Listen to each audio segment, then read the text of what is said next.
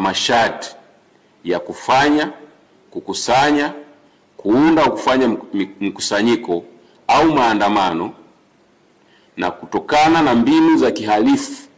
ambazo zimebainika wakihamasishana kuzitumia kuanzia tarehe 9 Disemba 2025. Maandamano hayo yanayopewa jina la maandamano ya amani na yasiyo na kikomo yamekosa sifa za kisheria za kuyaruhusu kufanyika, na kwa kuwa yametangazwa kufanyika nchi nzima na wanaohamasisha hawana anwani maalum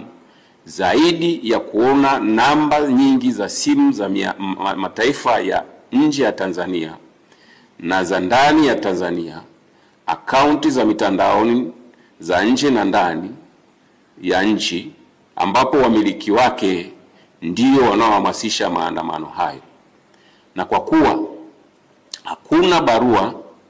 yoyote iliyofikishwa au kupokelewa na ofisi yoyote ile ya mkuu wa polisi wilaya hapa nchini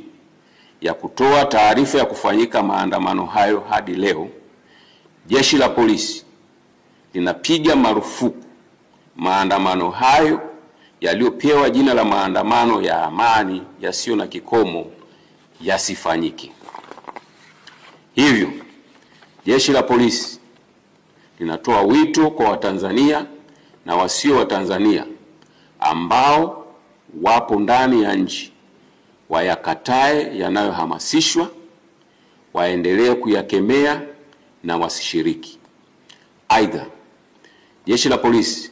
linatoa wito kwa Watanzania wote pale watakapoona jambo lolote lisilo la kawaida au lenye viashiria vya kiuhalifu au la kuhatarisha amani na usalama wa nchi yetu, wasisite kutoa taarifa kupitia simu namba 111 112 0699 998899 au 0787 66 83 06 au kwa ujumbe